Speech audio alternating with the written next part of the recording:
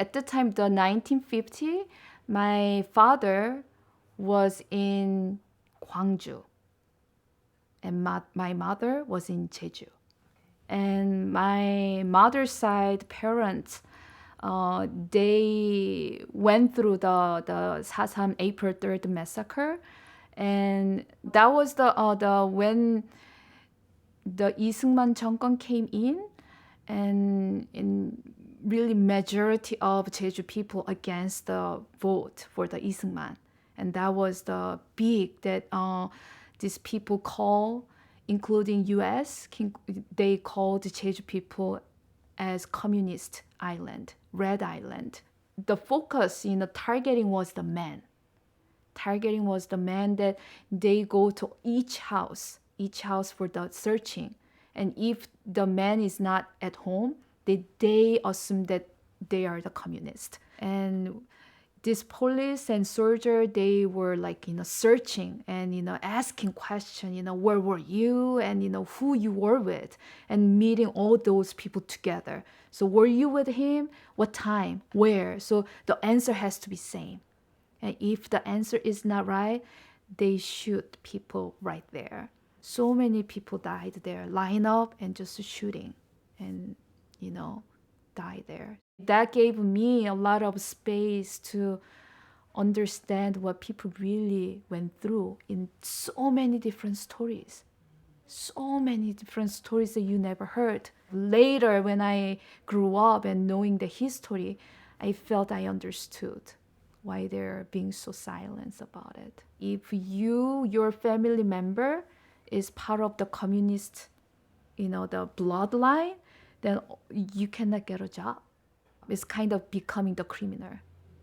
So it's very severe. That's why they create big silence. When I was young and, elementary school and middle school, high school, what do you do is kind of painting competition.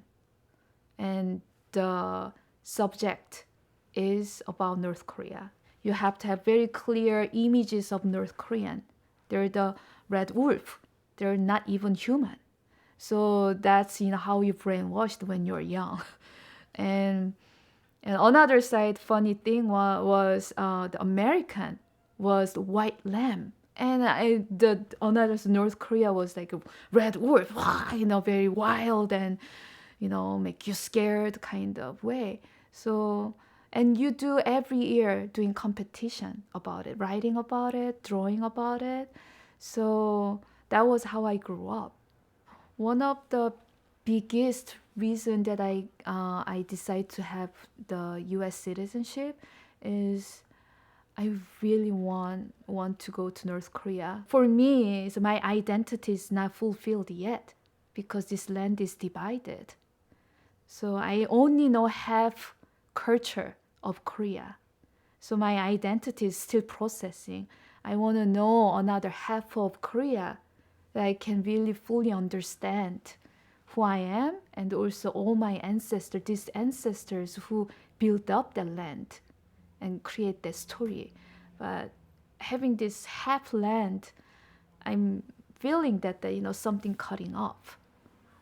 So I feel like I need to know another half of my identity. What I also kind of want to encourage younger people is really talking with their parents and grandparents, asking where they're from, what their memories are. When I was young, I wasn't care about it, but since I grow up more and more, this curiosity, rise up, and what is this? What is my grandmother really went through when she was my age? And I started having that question, but that was too late for me. My grandparents passed away. So sort of my personal story that really made me sad is and still is that wake-up call that came to me a little late. So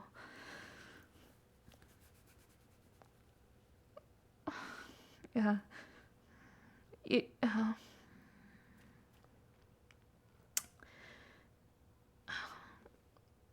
if I can get that call a little bit earlier, then